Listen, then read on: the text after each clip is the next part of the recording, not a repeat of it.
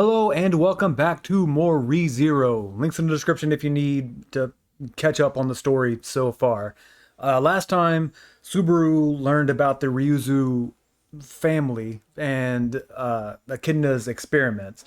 And this time, he is going to go learn more about Echidna stuff. This whole loop is basically just learning about what Echidna did in the past. Before that, though, I need to issue a correction. So last time I said that Omega was the failed copy, and she's not. As pointed out by Maximus Primal, Sphinx is the failed copy that was referenced in the last video. But yeah, I got them mixed up. Sphinx and Omega are two different people, but whenever I was talking, I got them mixed up in my head and ended up saying the wrong name. But if you don't know who either of them are, it's okay. Don't worry about it. I'm sure I'll end up talking about them both by the end of this arc. But anyway, let's get back to it. The next morning, Subaru gets up, writes a letter to Emilia, slips it under their door, and then heads to the mansion. He wants to figure out what's going on there so that he can make a plan. It's explained a little bit better in the novels. Subaru doesn't know exactly what's happening at Sanctuary, but he knows more than whatever the fuck is happening at the mansion. In the web novel, Subaru finds Betelgeuse's gospel that he's been holding on to, but he kept it in the carriage before. And while he's getting Patricia ready to go, he finds it again and decides to open it up, and he can fucking read it now, which is nuts.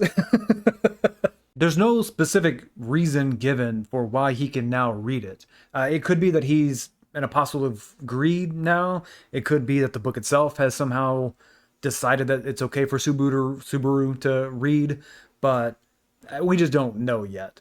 It's probably not that Subaru is now the owner of the book because it's not showing him his future. It's showing the past entries that Betelgeuse would have seen. Most of it isn't really helpful because it's just showing random tidbits of past stuff that has absolutely nothing to do with Subaru. The last entry, though, says, "In Mather's domain, trial on silver-haired half-witch." And I think this kind of goes back to what Roswell was saying about these gospels being vague and up to interpretation. Because Betelgeuse read this and he interpreted it as he was supposed to go to the Mather's domain and conduct the trial. But it could just as easily be applicable to the events happening now, where Emilia is in Sanctuary undergoing the trial to free the place. Subaru dismisses it for a lot of the same reasons. He doesn't know what trial would mean in this case, and he's got other shit to think about, honestly. So he puts it away and moves on. Even if this world will disappear, even if I end up leaving it behind, I don't want Emilia to look sad. My goal is to win at Roswell's mansion. I need to figure out what exactly is going on there. If I can find out, I can even ask Echidna for help. I'll do as many tests as I have to. That's something only I can do. I think this mindset is what most people want Subaru to do whenever they first watch or read the story. They want Subaru to use Return by Death as a tool to just die a whole bunch and fix the problems. And I'll go ahead and admit I was also in that same boat, so I am not going to take any high road here. It's easy to take from other isekais and want the protagonist to be super OP, but that is just not this story. And I'm actually glad that Subaru leans so heavy into it during this part of the arc.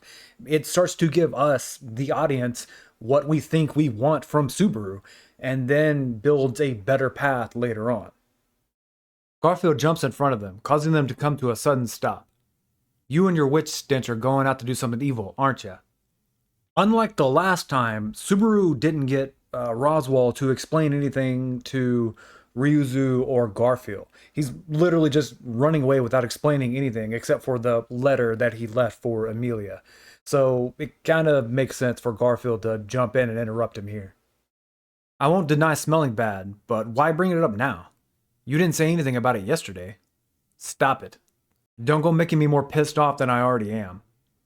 He slammed Subaru against a tree. "What are you smirking about? You're so easy to read.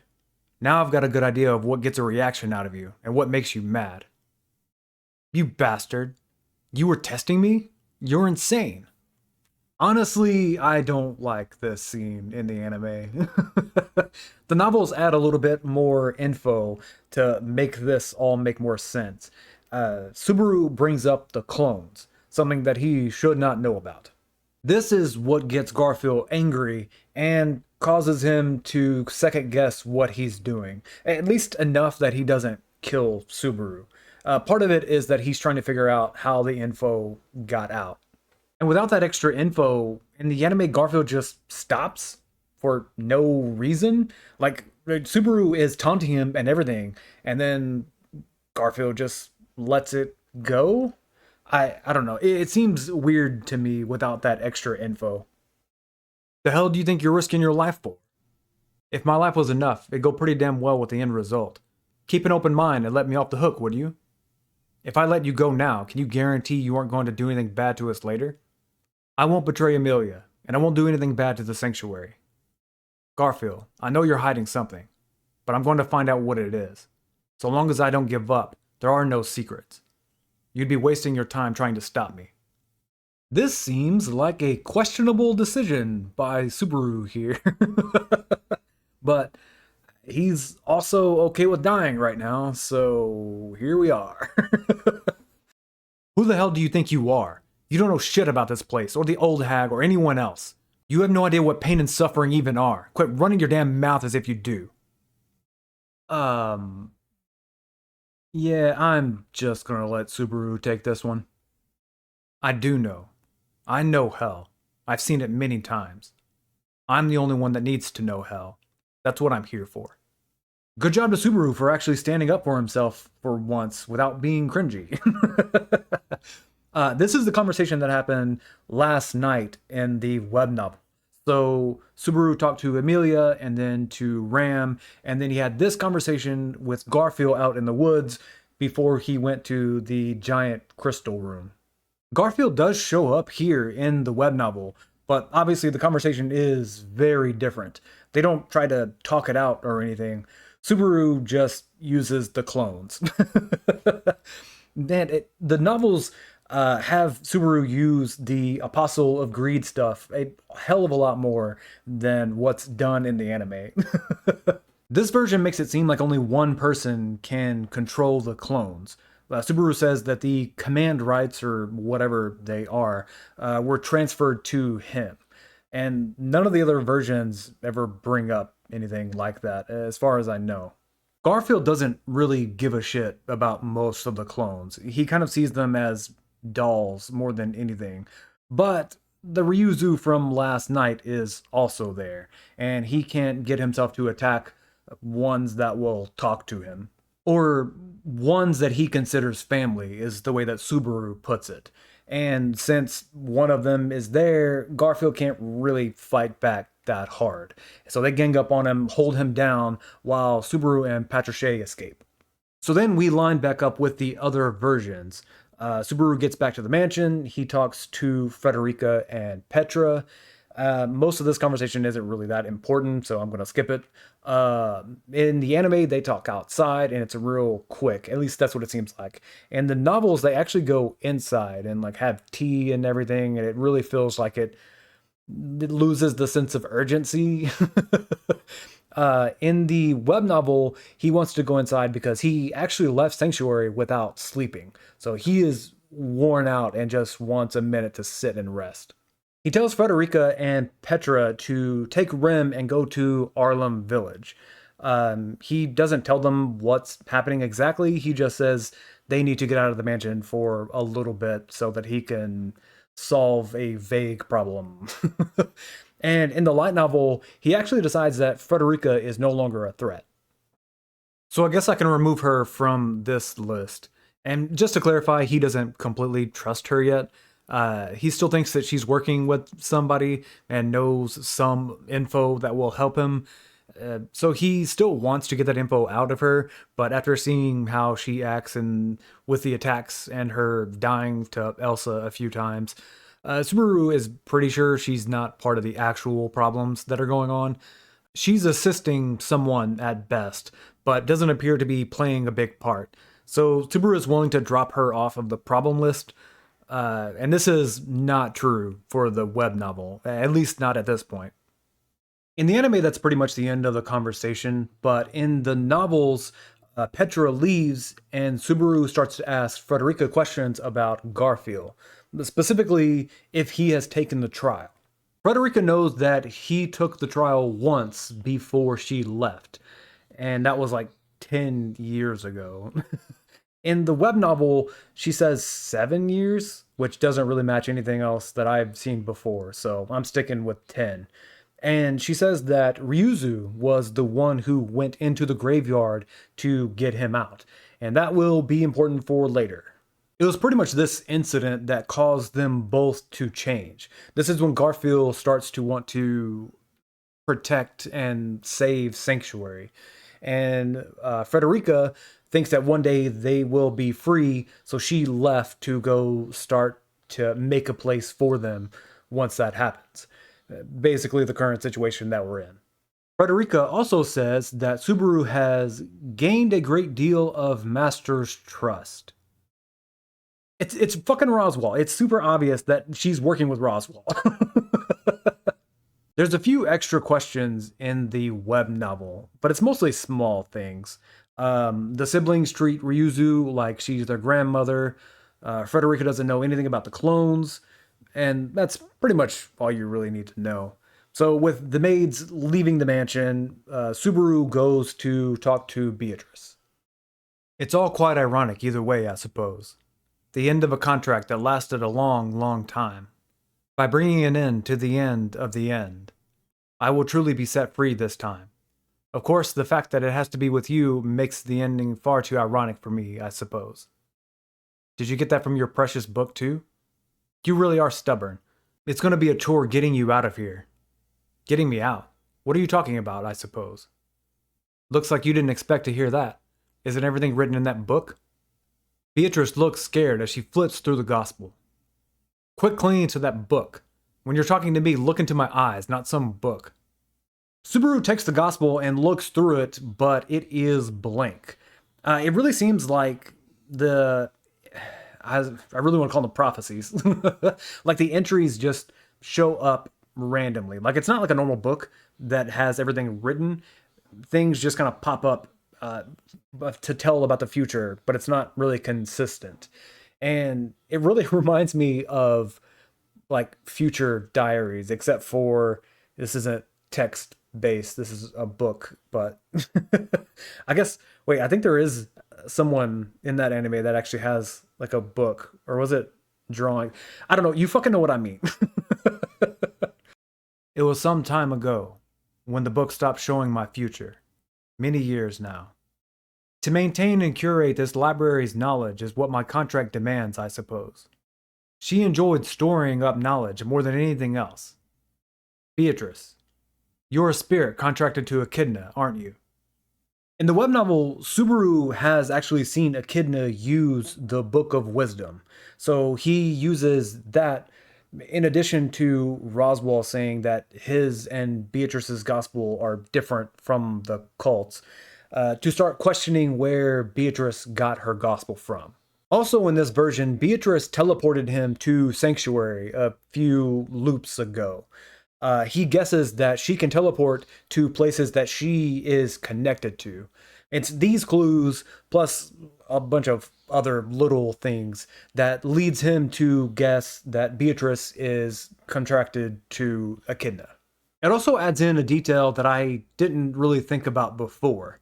There were a few extra gospels from the attack in the last arc, and those gospels were given to Cruce and Anastasia.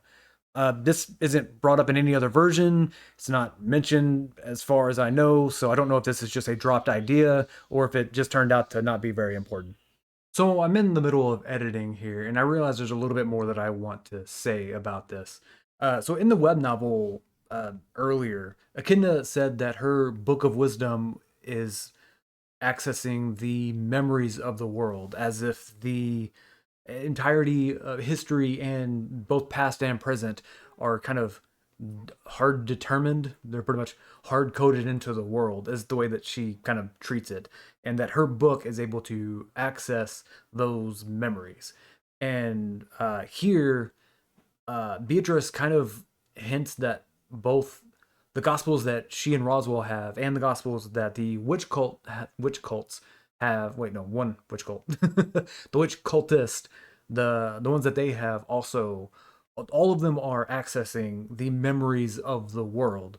But how well each of them is able to do so just depends on, I don't know how, whatever the book is, I guess. Beatrice doesn't know exactly how the magic itself works on how it's accessing this information. She just knows that the Book of Wisdom that Echidna has is pretty much the best at it, at getting that information, and the book that she has and that Roswell has is like kind of like second best, and it's able to get that information.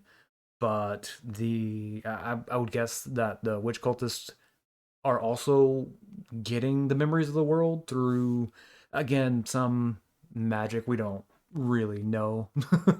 But it's just, that's just how it works, and that's just kind of the explanation that we get. So yeah. Wait, sorry. The entire reason that I bring this up. So I haven't started reading Arc 9 yet, but I have had some stuff spoiled for me because I go to sites that I know is going to spoil me, and I get spoiled. Surprising.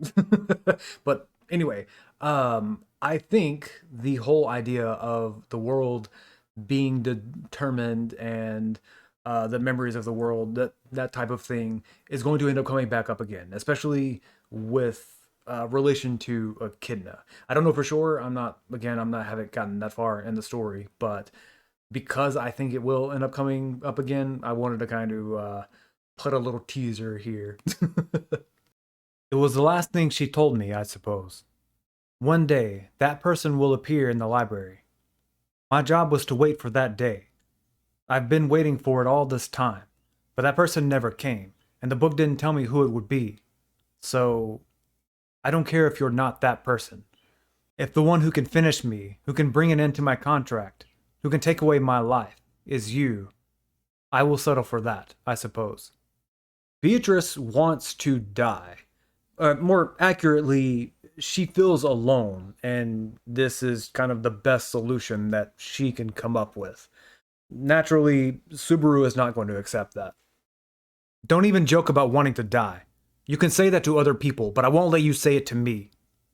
That's a very selfish thing to say. What do you know about me, I suppose? I have lived here in accordance with the contract for over 400 years. As time went by, I realized something. The reason nothing further has been written is because that's where the owner's future ends. In the web novel, they talk about Betelgeuse's gospel, since Subaru can read it. And the last entry had to do with the trial, and there hasn't been anything else since his death. And this just adds to Beatrice thinking that she doesn't have a future. Why do you always have to jump to your own conclusions like that? If you wanted someone to do something for you, all you had to do was clearly say so. If you had just said that you wanted help, even I could have. Please, help me. I want you to kill me, I suppose. Do you have any idea how long I've waited for that? Do you think that I've just given up, I suppose? Are you saying you'll pull me out of this darkness that's so deep I can't even see my outstretched hands in front of me? If you say you'll do that for me, then why? Why did you leave me alone for 400 years? If you still want to save me, make me the first. Put me first. Think about me first. Choose me first. Overwrite my contract. Paint it over. There's no way that you could do that, I suppose. So instead, I want you to destroy this utter failure. I love that this is so similar to what Ram said to Garfield a few loops ago. Neither Subaru or Garfield are going to reciprocate those feelings, and both Ram and Beatrice know that. It's also ironic that Subaru is saying she needs to reach out for help instead of picking suicide.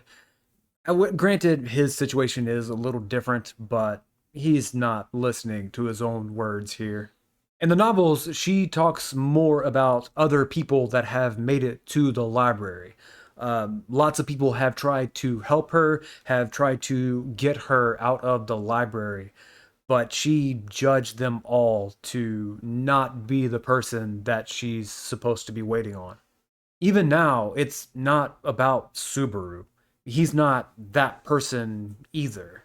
It's about her being tired of waiting and just wanting the loneliness to end. Spirits aren't even capable of dying on their own. Technically, they can, but in this case, committing suicide is pretty much on the same level as intentionally breaking the contract. And that's not something that she is willing to do. She wants the contract to end, but she also wants to fulfill her duties. And it's a little more clear in the light novel. The reason I entrust my end to you is so sorry to interrupt, but could I become that person for you? Who gave you permission to come here, I suppose? The magic you use to isolate spaces uses doors as its medium, does it not? Once I knew that, all I had to do was leave every door open. Subaru finally catches on to what happened the last time that he was there when he saw all the doors opened. And this means that whoever hired her knows how Beatrice's magic works. So from here, the web novel is completely different. As per usual, I'll go over the anime and the light novel first, and then I'll get to the web novel at the end. I'm so glad I managed to do it before Mei Lee returned from the village. Why the village? Well, that's where the targets fled to, so we've divvied up the work. Elsa and the Witch Beast Master, or is it Witch Beast User? I forgot which one I used last time. I'm going to stick with Witch Beast Master. So these two were hired to kill the specific people that Elsa mentioned a few loops ago. That is, the two maids and the one shut-in.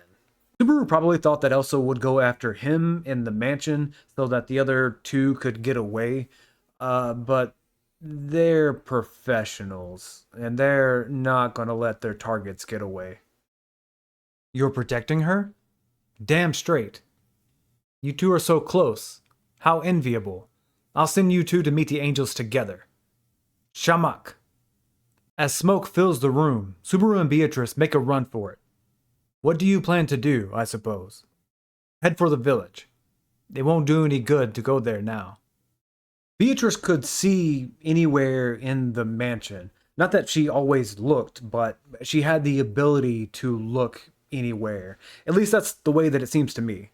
It's almost like she can see anywhere that she has set up her doors, which makes me think that she can see at what's happening at the village. And that's not stated anywhere in any version. That's just my own headcanon. Oh, it's you two. Whatever are you doing way out here? That Elsa is so sloppy. Wait, you're... I had so much fun when you played with us that day. This is the Witch Beastmaster Mei Lee Portrout. I think that's how you say your last name. She's the one responsible for the events in Arc 2. Here's what she looked like back then, in case you need a reminder. She was the one controlling all of the witch beasts that were attacking. And she also disappeared at the end of the arc, and no one knew who she was. Which means we have both antagonists from the first two arcs here at the same time. Which surely is just a coincidence. They're both assassins. It's really not that surprising that they're together. It's more surprising that they're here at all right now. The village. What did you do to Rem and the others? I don't know who this Rem is, but I did what I was asked to do. The big maid and the little maid from the mansion. It's a shame that the little one turned out to be Petra, though. Don't worry, she's my friend. I made sure it was over in one bite so she wouldn't suffer. As I said before, they're not going to let the targets get away. And unfortunately, having Frederica and Petra go to the village probably got the entire village killed. But we're not going to dwell on that. Also, Mei Lee tried to kill the kids in the second arc, so it's really not that surprising that she has no problem trying again. It wasn't very friendly of you to run away. An explosion of magic stops the surprise attack. Elsa retreats as magic arrows follow, eroding everything hit. If you think shadow magic can't be used offensively, you're very naive. What a surprise. I had no idea that you could do that. My guess is that she knew Beatrice was a magic user since she knew about her door crossing ability, but she didn't know that shadow magic could be used in this way. Yin magic, as it's called in the novels, is pretty rare, and having someone that is as good at it as Beatrice is extremely rare. Have a good taste of mana arrows of stagnant time, I suppose. Elsa manages to stop most of the arrows by striking them in the air, but the effects spread to her arm regardless. Well, this was a mistake on my part. Now, fall apart where you stand, I suppose. Another storm of arrows finishes the fight. A crystallized Elsa falls over and breaks apart. Did I mention that Beatrice is terrifying? And this is on the small end of some of the shit that she can do. I think she would be on the level of the four great spirits, minus a few limiting factors, but that's not important right now. I guess Elsa really was a fool. It's your turn next. Hang on, she's a child. Child or not, an enemy is an enemy, I suppose. But we should get her to tell us who sent her. Sorry, not happening. I'll get in trouble. When I first heard this, I thought she was talking about the person that she works for, like the leader of whatever assassin organization she's in. But in the light novel, she says that she doesn't want to make the client angry. Now, can I say this without spoiling too much? No. Yes, I can. Elsa and Meili are in a group, with the leader going by the nickname Mother. And group may not even be the best way to describe it. It's more like Mother is a fucked up evil tyrant who can and will subject them to a fate worse than death for any simple mistake. So my guess is that Meili is really just trying not to piss her off. Also, I have mixed feelings on killing Meili here. I understand Subaru doesn't want to kill a kid, but on the other hand, she's an assassin. So I think I would be in agreement with Beatrice, thinking that it would be better to kill her. At the end of the day, I do have to agree with Subaru, but that is 100% hindsight, just because I know what happens later on in the story. Beatrice suddenly pushes Subaru away as a blade pierces her chest. Oh, what a strange feeling. Those spirits really are different from the rest of us on the inside. Now, I can finally... Mana flows from the wound, and she starts to disappear. In the light novel, Meili and Elsa talk a little bit, and we learn that Frederica and Patricia were able to kill the big lion witch beast that we saw in the mansion a few loops ago. At least I think that's the one that they're referring to. So good for them. They are still dead, though. And we learned a few loops ago in the web novel that there's more than one witch beast. And we also see it here in the anime, and I think there's even a picture in the light novel. So they weren't just dealing with that one witch beast. Subaru starts to turn towards Elsa, but the handle of her blade strikes his head. Before he can get up, she stabs his left eye. Beatrice reaches out towards him and teleports him back to Sanctuary. In the anime and the light novel, Beatrice seems to use the crystal in his pocket to teleport him, which might be why he ended up in the big crystal room. Well, not in that room, but he's in that building. Subaru was teleported here back when Garfield was attacking and he crossed the barrier. So I can kind of understand why he thinks that may be what happened. It could also have been that Beatrice was just using it as a mana source, which I think is more of a possibility, but who knows. You know, now that I think about this, I'm just going to go ahead and add Beatrice to this list because she's starting to be a problem. Okay, so let's go back and talk about the web novel. Elsa comes in to the library, but her blade is already bloody. For some reason, Meili doesn't show up here just yet, so Elsa is doing the job by herself. Kind of. Subaru freaks out and casts Shamak, and in the other versions, Beatrice is the one who ends up actually casting the spell. But in the web novel, Subaru ends up casting Shamak like 3 times himself throughout this whole section. So they get out of the room and close the door so that the library can be moved. And at this point, Subaru starts to get suspicious of Frederica and think that maybe she is letting Elsa in. So Subaru decides to skip looking for her and go look for Petra first, which he does find her, face up on a table with a cut from her chest down to her stomach. This is once again another time that he is seeing her corpse. Subaru breaks down, obviously, and after he recovers, they go to find Rem on the 3rd floor. Once they get up there, they see Frederica standing by Rem's door. Subaru wants to do a sneak attack, so he casts Shamak again, and Beatrice is going to attack. Beatrice actually catches on to what's happening, and she doesn't waste the mana. So they get closer, and they see that Frederica is dead, literally pinned to the door with one of Elsa's knives. And it's at this point that Subaru drops all suspicion of her being a traitor. Elsa then finds them, and Beatrice kills her. It doesn't go exactly the same as the other versions. She casts Ol Shamak, which is like a very big upgrade to what Subaru normally does.